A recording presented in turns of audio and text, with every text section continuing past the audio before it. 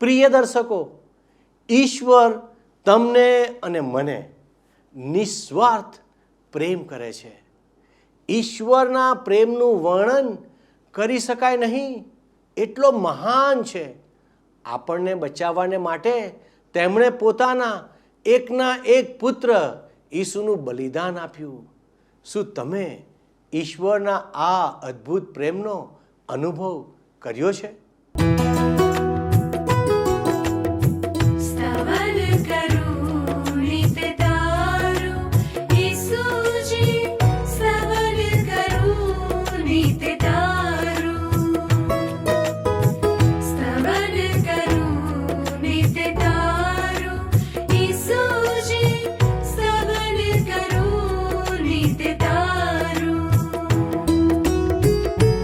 आज सवारे साद सुनी तो महिमा करूं प्रभु तारो, महिमा करूं प्रभु तारो, स्तवन करूं नित तारो.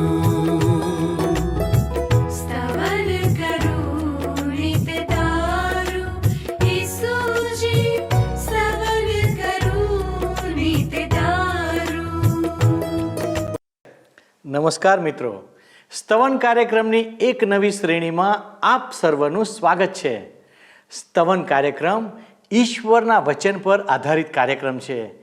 ઈશ્વર શરૂઆતથી જ માણસો સાથે વિવિધ રીતે સંવાદ કરતા આવ્યા છે અને માણસો પ્રત્યે પોતાનો પ્રેમ પ્રગટ કરતા આવ્યા છે. ઈશ્વર પ્રેમ છે. તેમના પ્રેમનું વર્ણન કરવું સરળ નથી. પ્રેમ હંમેશા પરસ્પર જ હોય છે, પણ માણસ સાથે ઈશ્વરના પ્રેમનો સંબંધ અલગ વાત છે. કાં તો ઈશ્વર માણસને પ્રેમ કરે છે અથવા ઈશ્વરના પ્રેમને કારણે માણસ તેમને પ્રેમ કરવા લાગે છે અને તેમની આરાધના અને આદર કરે છે. બાઇબલમાં 1 યોહાન 4:10 કહે છે, આપણે ઈશ્વર પર પ્રેમ રાખ્યો એમાં પ્રેમ નહીં, પણ તેમણે આપણા પર પ્રેમ રાખ્યો અને પોતાના પુત્રનું આપણા પાપનું પ્રાયશ્ચિત થવા સારું મોકલ્યા, એમાં પ્રેમ છે. કેટલું અદ્ભુત દર્શક મિત્રો, ખરું ને? આ રીતે ઈશ્વર હંમેશા આપણને પ્રેમ કરતા રહે છે અને તેમના પ્રેમને લીધે ઈસુમાં ઈશ્વરે આપણા ઉદ્ધારનું કાર્ય પૂર્ણ કર્યું. તેમના પ્રેમના લીધે તેઓ તેમના સાક્ષી બનવા માટે તેમનામાં વિશ્વાસ કરનારાઓને પવિત્ર આત્માનું દાન આપે છે. જેઓ વચનની સેવામાં છે તેઓએ વચનની સેવામાં સતત લાગુ રહેવું જોઈએ. જો તેઓ મંડળીની વિવિધ જરૂરિયાતોને પહોંચી વળવા વચન આપવામાં ઈશ્વરની આજ્ઞાઓનું પાલન કરે તો તેઓ એકબીજાની સેવા કરતી વખતે ઈશ્વરના પ્રેમને પ્રતિબિંબિત કરી શકશે. આજે આપણે પ્રેરિતોના કૃત્યો 23 અને તેના પહેલા અધ્યાયની 24મી કલમ સુધી અભ્યાસ કરવાના છીએ, જેમાં ન્યાય સભા સમક્ષ સંત પાઉલને લાવવામાં આવે છે અને તેને મારી નાખવાનું કાવતરું ઘડવામાં આવે છે. તો વાલા દર્શક મિત્રો, ચાલો આપણે આજના અભ્યાસમાં આગળ વધીએ. વાલા મિત્ર, આજે આપણે પ્રેષિતોના કાર્યના 23મા અધ્યાયનો અભ્યાસ શરૂ કરવાના છીએ. હવે મિત્રો, જો તમે પ્રેષિતોના કાર્યનો 23મો અધ્યાય વાંચ્યો હશે તો તમે જોઈ શક્યા હશો કે પ્રભુ ઈસુ ખ્રિસ્તનો પ્રેષિત પાઉલ હવે યહૂદી ન્યાય સભા સમક્ષ પોતાનો બચાવ કરવાનો નિષ્ફળ પ્રયાસ કરે છે. યહૂદી ન્યાય સભા પાઉલનો કેસ ચલાવવા માંગે છે. પાઉલ પોતાની વર્તણૂકનું અને યહૂદી ન્યાય સભા સમક્ષ તેના સંબંધનું બયાન આપે છે. પ્રભુ ઈસુ ખ્રિસ્ત પાઉલને હિંમત આપે છે. અને પછી મિત્ર, એ પણ જોયું હશે કે પાઉલના ખૂનના કાવતરાના કારણે એનો કેસ કાઇસારિયામાં ફેલિક્સ સમક્ષ મોકલવામાં આવે છે. હવે 23મા અધ્યાયમાં પ્રભુ ઈસુ ખ્રિસ્તના નામને ખાતર કેદી બનેલા પાઉલના જીવનમાં આ બધા અનુભવોનું આપણા રૂંવાટા ખડા કરી દે એવું બયાન કરવામાં આવ્યું છે.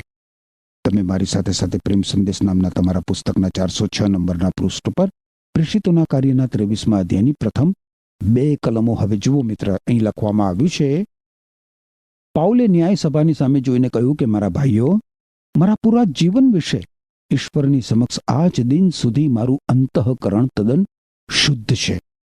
પ્રમુખ યજ્ઞકાર અનાન્યાએ પાઉલને મારવા માટે તેની નજીક ઉભા રહેલાઓને હુકમ કર્યો. પાઉલ યહૂદી ન્યાય સભાની સમક્ષ ઉભો છે. મુખ્ય યજ્ઞકાર અને ન્યાય સભાના સભ્યો ત્યાં હાજર છે. પરંતુ આ બધામાં પ્રમુખ યજ્ઞકારની કઠોરતા કેટલી બધી જુગુપ્સા પ્રેરક લાગે છે. પ્રમુખ યજ્ઞકાર પાઉલને મારવાનો કયા કારણસર હુકમ કરી શકે? અરે, પાઉલની વાત પણ પૂરેપૂરી સાંભળી નથી હજી તો એણે. જોસેફસ નામનો પ્રથમ સદીનો પ્રખ્યાત ઇતિહાસકાર જણાવે છે કે અનાન્યા નામનો પ્રમુખ યજ્ઞકાર બહુ જ હલકટ, પ્રપંચી, લોભી અને ગુસ્સાવાળો માણસ હતો. અનાન્યાએ પાઉલને મારવાનો જે નિયમ વિરુદ્ધ હુકમ કર્યો, તેથી એણે યહૂદી કાયદાનો ભંગ કર્યો. અનાન્યાએ પાઉલની વાત સાંભળ્યા વગર પાઉલને ગુનેગાર તરીકે માની લીધો. પ્રમુખ યજ્ઞકારે જે નિયમો જાળવવાના સોગંદ લીધા હતા એ જ નિયમો એ તોડતો હતો. હવે જુઓ પાઉલ એને શું કહે છે, 3જી કલમ. તેથી નજીક ઉભેલા રહેલાઓને હુકમ કર્યો. પાઉલે તેને કહ્યું, ઓ દંભી, ઈશ્વર જરૂર તને મારશે. નિયમશાસ્ત્ર પ્રમાણે ન્યાય કરવાને તું ત્યાં બેઠો છે અને છતાં મને મારવાનો તેમને હુકમ કરીને તું જ નિયમ તોડે છે. હવે રોમન કાયદા પ્રમાણે પણ મિત્ર, જ્યાં સુધી ન્યાય ચુકાદો તોડવામાં આવે નહીં ત્યાં સુધી કોઈ પણ વ્યક્તિને શિક્ષા થઈ શકે નહીં. કોઈ માણસની ધરપકડ થઈ હોય અને તેના પર આરોપો મૂકવામાં આવ્યા હોય, એટલા જ કારણોસર એની ધરપકડ કરનારા તેને ધોળધપાટ કરી ન શકે. એ દિવસોમાં તો રોમન કાયદો લોકોને પૂરેપૂરો ન્યાય અપાવતો હતો, પરંતુ કાયદાનો અમલ કરનાર વ્યક્તિ પર ન્યાયનો આધાર રહેલો છે મિત્ર. આજે આપણા સમયમાં જુઓ ને, કેટલી બધી વાર વર્તમાન પત્રોમાં આપણને ન્યાયતંત્રમાં કોઈને યોગ્ય ન્યાય નહીં મળ્યાના દાખલા વાંચવા મળે છે. ખરેખર આજે માનવીને શાની જરૂર છે જાણો છો મિત્ર? આજે માનવીને હૃદય પરિવર્તનની જરૂર છે. માનવીના હૃદયનું પરિવર્તન થાય તો જ માનવી લોકોનો ન્યાયિક ધોરણે અને કાયદાની રૂએ ન્યાય તોડી શકે. પેલા પ્રમુખ યજ્ઞકારે પાઉલના મોં ઉપર થપ્પડ મારવાનો હુકમ કર્યો, પણ પાઉલ બહુ જ કડક શબ્દોમાં એની શાન ઠેકાણે લાવે છે. જો કે આનો અર્થ એવો નથી થતો કે પાઉલ નમ્ર માણસ નથી. અરે, ખરેખર તો નમ્રતા અને દીનતાનો અર્થ એ થાય કે માણસ ઈશ્વરની ઈચ્છાને આધીન છે, ભલે માટે એણે ગમે તે કિંમત ચૂકવવી કેમ ના પડે. પાઉલ એક દિન અને નમ્ર માણસ છે, પરંતુ પાઉલ ચૂપચાપ અન્યાય સહન કરી લે એવો માણસ નથી. પાઉલ પ્રમુખ યજ્ઞકારને દંભી કહેશ. નિયમશાસ્ત્ર પ્રમાણે ન્યાય કરવાને તું ત્યાં બેઠો છે અને છતાં મને મારવાનો તેમને હુકમ કરીને તું જ નિયમ તોડે છે. આ બતાવે છે મિત્ર કે પાઉલને નિયમશાસ્ત્રની ખબર હતી. ન્યાય ચુકાદો તોડવા પહેલા કોઈને પણ ગુનેગાર ઠરાવી શકાય નહીં કે તેને શિક્ષા થઈ શકે નહીં. 4થી કલમ જુઓ. પાઉલની નજીક ઉભા રહેલા માણસોએ તેને કહ્યું, તું ઈશ્વરના પ્રમુખ યજ્ઞકારનું અપમાન કરે છે. હવે પાઉલ જાણતો નહોતો કે આ માણસ પ્રમુખ યજ્ઞકાર છે. જરૂર પાઉલ પ્રમુખ યજ્ઞકારને તો જોતાની સાથે જ ઓળખી જાય. પાઉલ હૃદય પરિવર્તન પામ્યો તે અગાઉ તે યરુશાલેમમાં એક ફરોશીપંથી હતો. કદાચ પાઉલ આ પ્રમુખ યજ્ઞકારને એટલે જ ઓળખી શક્યો નહીં હોય, કારણ કે પાઉલને આ સમયે સ્પષ્ટ દ્રષ્ટિની સમસ્યા હતી. એની આંખો નબળી પડી ગઈ હતી. આપણે પાઉલે લખેલા પત્રોનો અભ્યાસ કરીશું ત્યારે આપણને એવા વિધાનો જોવા મળશે જે સૂચવે છે કે પાઉલની આંખો ઝાંખી થઈ ગઈ હતી. હવે 5મી કલમ જુઓ. પાઉલે જવાબ આપ્યો, ભાઈઓ, એ પ્રમુખ યજ્ઞકાર છે તે હું જાણતો નહોતો. ધર્મશાસ્ત્ર કહે છે, તમારા લોકના આગેવાનની તમારે નિંદા કરવી નહીં. પાઉલ નિયમ જાણતો હતો. પાઉલને નાના મોટા બધા જ નિયમોની ખબર હતી. પાઉલ જાણતો હતો કે નિયમ પ્રમાણે નિયમનો અમલ કરનારનું સન્માન કરવું જ જોઈએ. હવે આ એક બીજી બાબત છે કે જે આજનો માનવી કદાચ ભૂલી ગયો છે. હું માનું છું મિત્ર, હું માનું છું કે કોઈ પણ દેશના વડાપ્રધાનનું વ્યંગચિત્ર બનાવવું ના જોઈએ. હું અંગત રીતે માનું છું કે દરેક નાગરિકે દેશના કાયદાને માન આપવું જોઈએ અને તેનું પાલન કરવું જોઈએ. હું માનું છું મિત્ર કે દરેક નાગરિકે રાજશાસનકર્તાઓનું સન્માન રાખવું જોઈએ.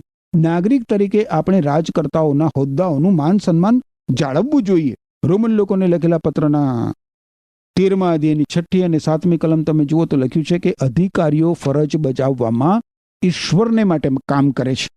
આથી તમારે કરવેરા ભરવા જોઈએ. દરેકે પોતાની જવાબદારી પ્રમાણે તેમને આપવું. તમારા વ્યક્તિગત અને મિલકતના કરવેરા પણ તેઓને આપવા. તેઓમાંના દરેકને આદરમાન પણ આપો. જ્યારે રોમની ગાદી પર નીરો બાદશાહ બિરાજમાન હતો મિત્ર, ત્યારે પાઉલે આ વાત લખી હતી. અને નીરો બાદશાહ એક ગાંડો માણસ હતો. હવે 6ઠ્ઠી કલમ જુઓ. એ ટોળામાં કેટલાક સાદુકીઓ અને કેટલાક ફરોશીઓ છે એવી ખબર પડતા પાઉલે ન્યાય સભાને ઉદ્દેશીને કહ્યું કે ભાઈઓ, હું ફરોશી છું અને ફરોશીઓના જ વંશજ છું. મરેલા સજીવન થશે એવી હું આશા રાખું છું, એટલે અત્યારે મારી પર કેસ ચલાવાય છે. જ્યારે રોમની ગાદી ઉપર મિત્ર મેં કહ્યું એ પ્રમાણે નીરો બાદશાહ બિરાજમાન હતો, ત્યારે પાઉલે આ વાત લખી હતી. અને અહીં આપણે જોઈએ છીએ 6ઠ્ઠી કલમમાં તો આપણને પાઉલ વિશે વધારે જાણવા મળે છે. પાઉલના પિતા પણ ફરોશી હતા, કદાચ એક પૈસા પાત્ર અને મોભાદાર વ્યક્તિ. પાઉલ પોતાના બચાવ માટે હવે યહૂદી ન્યાય સભામાં રહેલા ભાગલાનો ઉપયોગ કરે છે. અહીંયા મિત્ર જે મુદ્દો છે એ પ્રભુ ઈસુ ખ્રિસ્તના પુનરુત્થાનનો મુદ્દો નથી. મુદ્દો માત્ર એ છે કે ફરોશીઓ મરેલા સજીવન થશે એવું માનતા હતા અને એની આશા પણ રાખતા હતા. જ્યારે પેલા સાદુકીઓ એવું માનતા નહોતા અને એવી આશા પણ રાખતા નહોતા. અને એટલે પાઉલ હવે કેસને ઈશ્વર વિદ્યા તરફ વળાંક આપે છે. હવે ફરોશીઓ અને સાદુકીઓ અંદરો અંદર લડવા માંડશે. જુઓ 7 થી 9 કલમો. તેણે એવું કહ્યું એટલે તરત જ ફરોશી પંથીઓ અને સાદુકી પંથીઓ ઝઘડવા લાગ્યા અને ટોળામાં ભાગલા પડી ગયા. કારણ કે સાદુકીઓ માને છે કે લોકો મરણમાંથી સજીવન થતા નથી અને દૂતો અથવા આત્માઓ જેવું કંઈ છે જ નહીં, જ્યારે ફરોશીઓ આ ત્રણેય બાબતોમાં માને છે.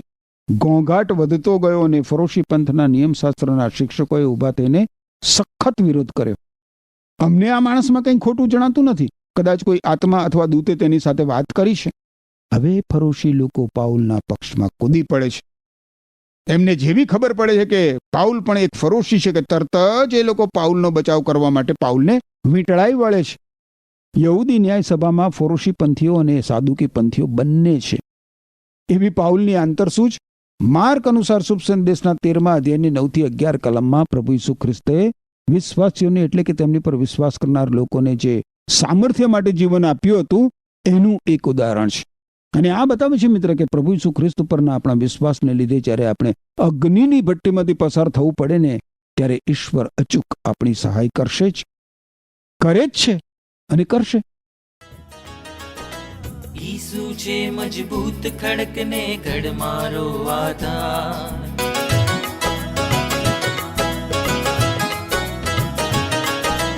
ઈસુ છે મજબૂત ખડકને ઘડ મારો આધાર. ઈસુ છે મજબૂત ખડકને ઘડ મારો આધાર. તેની ઉપર બાંધીએ આપણું જીવન તણું મકાન. તેની ઉપર બાંધીએ આપણું જીવન તણું મકાન. જીવન તણું મકાન, જીવન તણું મકાન. ઈસુ છે મજબૂત ખડકને ઘડ મારો આધાર. ઈસુ છે મજબૂત ખડકને ઘડ મારો આધાર.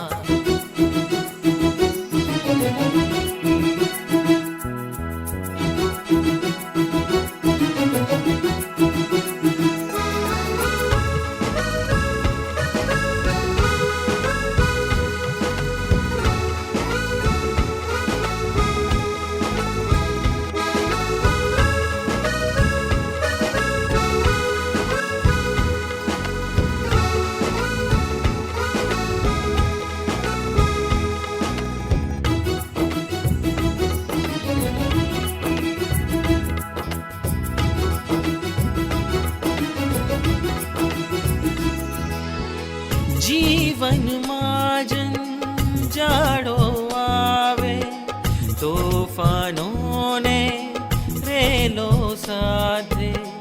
જીવનમાં જંજાળો આવે, તોફાનોને રેલો સાથે.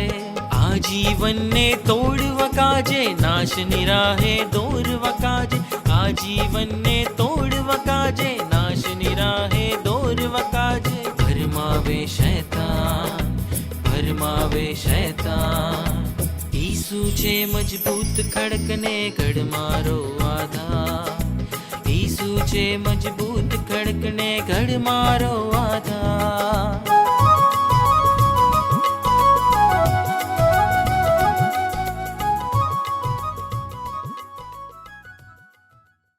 તમે જુઓ, યોહાન અનુસાર શુભ સંદેશ 16મો અધ્યાય 33મી કલમ શું કહે છે? યોહાન અનુસાર શુભ સંદેશ 16મો અધ્યાય 33મી કલમ. પ્રભુ ઈસુ ખ્રિસ્ત કહે છે કે આ વાત મેં તમને એટલા માટે કહી છે કે મારી સાથેના જોડાણથી તમને શાંતિ મળે. દુનિયા તમને દુઃખ આપશે, પણ હિંમત ન હારશો. દુનિયા પર મેં વિજય મેળવ્યો છે. અને પછી મિત્ર તમે માથી અનુસાર શુભ સંદેશના 5મા અધ્યાયની 11મી કલમ જુઓ તો ત્યાં પ્રભુ ઈસુ ખ્રિસ્ત કહે છે કે મારા અનુયાયી હોવાને લીધે માણસો તમારી નિંદા કરે, તમારા ઉપર જુલમ ગુજારે અને તમારી વિરુદ્ધ જાત જાતની જુઠ્ઠી વાતો બોલે ત્યારે તમને ધન્ય છે.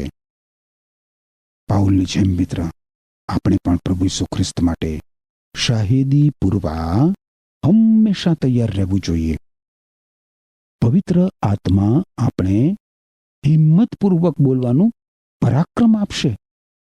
પવિત્ર આત્મા આપણને હિંમતપૂર્વક બોલવાનું પરાક્રમ આપશે જ આપશે મિત્ર, એમાં કોઈ શંકા નથી.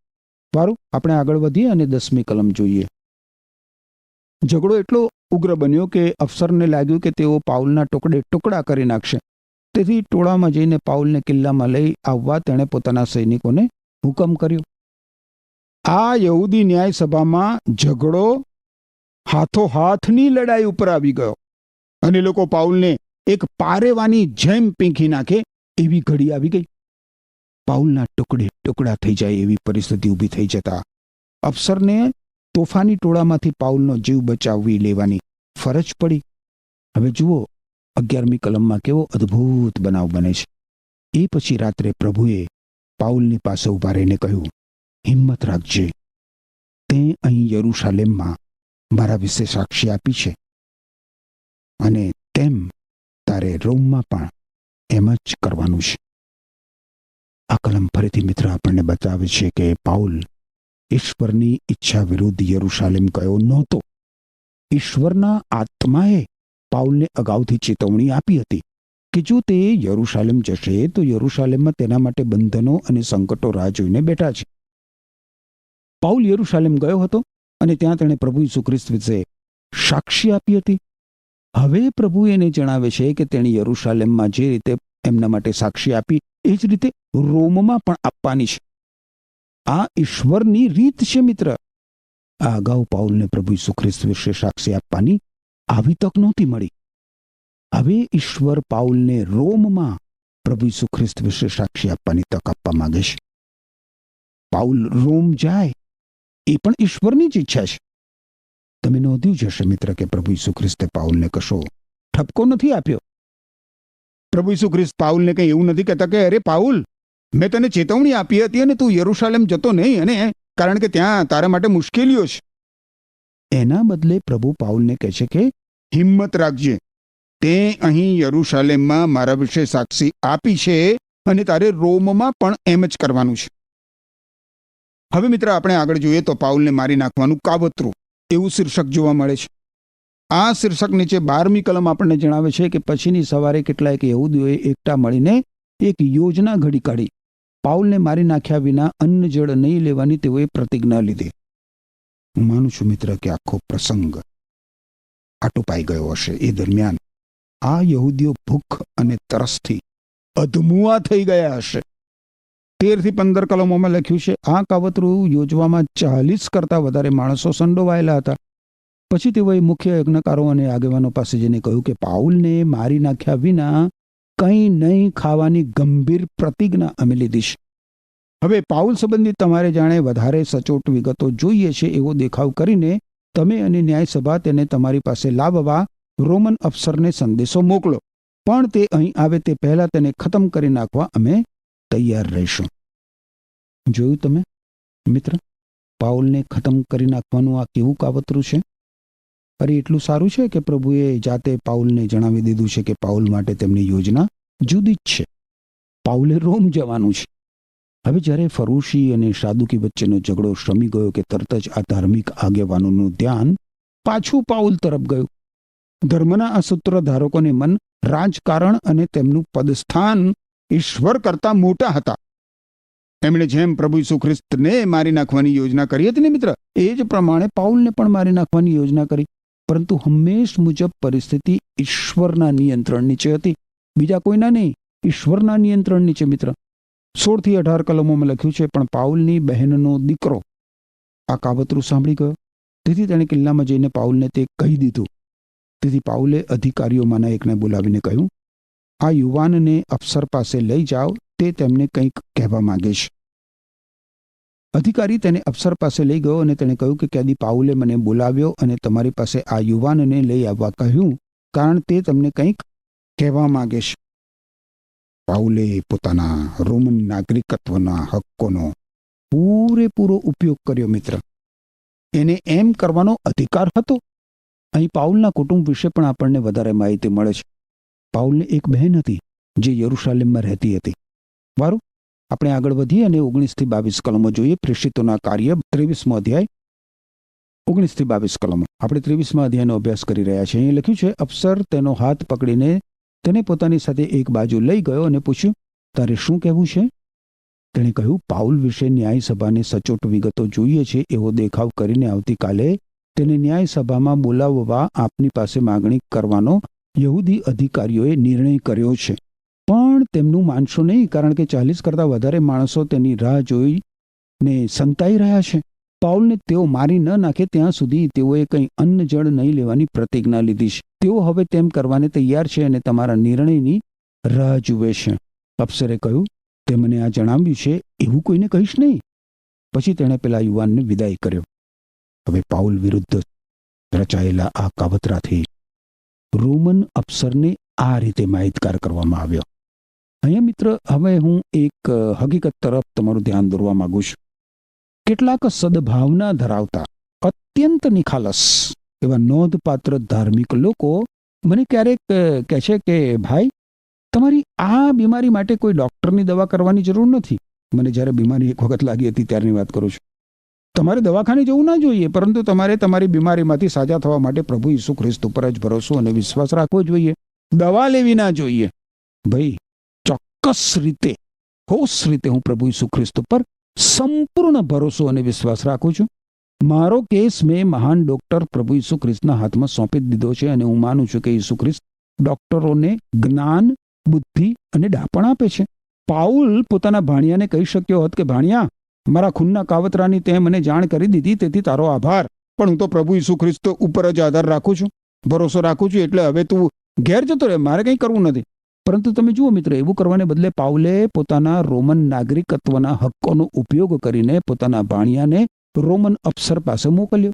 દેખીતું છે મિત્ર કે પ્રભુ ઈસુ આવા સાધનો અને આવા ઉપાયોની જોગવાઈ કરે છે અને ઈચ્છે છે કે આપણે તેનો ઉપયોગ કરીએ. જો કે આનો અર્થ એ નથી થતો કે આપણે પ્રભુ ઈસુ ખ્રિસ્ત પર વિશ્વાસ અને ભરોસો નથી રાખતા. અરે, એનાથી ઉલટું, આપણે પ્રભુ ઈસુ ખ્રિસ્ત પર વિશ્વાસ અને ભરોસો રાખીએ છીએ કે પ્રભુ એમનો હેતુ બર લાવવા માટે ઉપલબ્ધ સાધનોનો અને ઉપાયોનો ઉપયોગ કરશે. ખેર, હવે આપણે આગળ જોવા મળે છે આપણને કે પાઉલને કાયસારિયા મોકલવામાં આવે છે. રોમન અફસર હવે સુયોગ્ય પગલાં ભરે છે. રોમન અફસરને ચેતવણી મળી ગઈ હતી. ચેતવણી મળે એટલે સાવચેત થવાય. 23મી કલમ જુઓ. રાજ્યપાલ ફેલિક્સ સમક્ષ પાઉલ, એ શીર્ષક નીચે લખ્યું છે 23મી કલમમાં. પછી અફસરે તેના 2 અધિકારીઓને બોલાવીને કહ્યું, 70 ઘોડે સવારો અને 200 ભાલદારો સહિત 200 સૈનિકોને કાયસારિયા જવા તૈયાર કરો અને આજે રાત્રે 9 વાગે નીકળવા માટે તૈયાર રહો. આ રોમન અફસરના હાથ નીચે 100 સૈનિકો હતા. હવે 24મી કલમમાં એ સૈનિકોને હુકમ કરે છે કે પાઉલને સવારી કરવા માટે પણ કેટલાક ઘોડા તૈયાર કરો અને તેને સહી સલામત રીતે રાજ્યપાલ ફેલિક્સ પાસે પહોંચાડો. પાઉલને યરુશાલેમથી કાયસારિયા જવા માટે ખાસ્સા બધા સૈનિકોનું લશ્કર તેની તહેનાતમાં મૂકવામાં આવ્યું. શું આ રીતે પ્રભુ ઈસુ ખ્રિસ્ત પર ભરોસો કરી શકાય? હા, તમે જુઓ મિત્ર, ઈશ્વર અદ્ભુત રીતે અને આશ્ચર્યકારક રીતે કાર્ય કરે છે. પાઉલને કાયસારિયા પહોંચાડવા માટે ઈશ્વર પાસે અનેક માર્ગો હતા, પરંતુ પાઉલને એના દુશ્મનોથી બચાવી કાયસારિયા પહોંચાડવા માટે ઈશ્વરે રોમન લશ્કરનો ઉપયોગ કર્યો.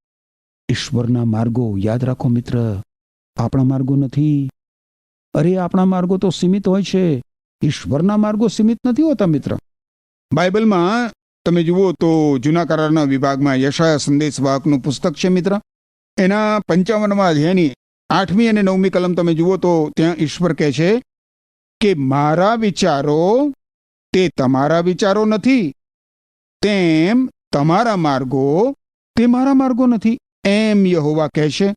જેમ આકાશો પૃથ્વીથી ઊંચા છે તેમ મારા માર્ગો તમારા માર્ગોથી ને મારા વિચારો તમારા વિચારોથી ઊંચા છે.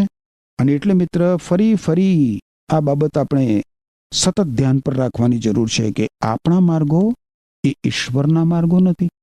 આપણા માર્ગે કાર્ય કરવાનો ઈશ્વર પાસેથી આપણે આગ્રહ રાખીને ઈશ્વરને સીમિત ના કરી શકીએ મિત્ર. ઈશ્વર તો એમની રીતે કાર્ય કરતા હોય છે.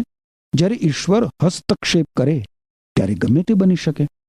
આપણે ધારીએ કે કલ્પીએ એનાથી પણ અનેક ગણો વિશેષ અને અનેક ગણું સારું. ખેર, હવે આગળ શું બને છે તે આપણે ફરી મળીએ ત્યારે જોઈશું. એ દરમિયાન મિત્ર, તમને અને તમારા પરિવારને ઈશ્વર સંભાળી બચાવી રાખો અને તેમના આશીષોથી તમને ભરપૂર કરો. આમેન. વહાલા દર્શક મિત્રો, આપણે જોયું છે કેટલી અદ્ભુત રીતે સંત પાઉલ સભાની સમક્ષ ઈશ્વર સંબંધીની વાતો રજૂ કરે છે. સંત પાઉલના જીવનમાંથી આપણે એ શીખવાનું છે કે કેવી રીતે દરેક પરિસ્થિતિને એક તક તરીકે સ્વીકારવી અને નિર્ભયતાથી ઈશ્વરના વચનની સાક્ષી કેવી રીતે આપવી. જેઓ દેહને મારી નાખે છે તેઓથી ગભરાશો નહીં, કારણ કે તેઓ આત્માને મારી શકશે નહીં, પરંતુ તેનાથી ડરો જે નરકમાં આત્મા અને શરીર બંનેનો નાશ કરી શકે છે. ઈશ્વરે પોતે સંત પાઉલને હિંમત આપી અને રોમમાં સાક્ષી આપવા માટે તેને તૈયાર કર્યો. યહૂદી લોકો સંત પાઉલને મારી નાખવા માટે પણ યોજના કરે છે અને બાઇબલ જણાવે છે 40 માણસો તે માટે સંપ કરે છે, એટલે કે એકઠા થઈ જાય છે. પણ સંત પાઉલને આ વાત ખબર પડી જાય છે અને એમાંથી બચવા માટે તે ઉપાય પણ કરે છે. વહાલા દર્શક મિત્રો, જ્યારે પણ તમે કોઈ મુશ્કેલીમાં આવી પડો એવું લાગે ત્યારે યાદ રાખો, ઈશ્વર તમારી સાથે અને તે તમને તેમાંથી બહાર કાઢવા માટે મદદ કરનાર લોકોને મોકલી આપે છે. તેથી દરેક સંજોગોમાં ઈશ્વર પર આધાર રાખો અને હિંમત સાથે આગળ વધતા રહો. ઈશ્વર આપને વિશ્વાસમાં દ્રઢ રહેવા મદદ કરે, એ જ પ્રાર્થના સાથે હું આપની રજા લઉં છું. આમેન. મિત્રો, ગત પ્રશ્નોનો જવાબ છે ગમાલિયેલ.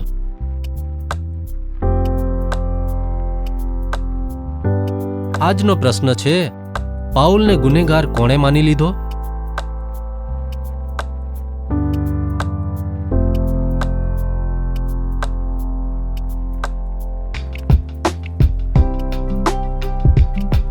જવાબ આપેલ સ્ક્રીન પર દર્શાવેલ વોટ્સએપ નંબર પર આપવાનો રહેશે. કાર્યક્રમ દરમિયાન પૂછેલા પ્રશ્નોનો સાચો જવાબ આપનાર વિજેતાઓના નામ દર મહિનાના પ્રથમ સોમવારે જાહેર કરવામાં આવશે.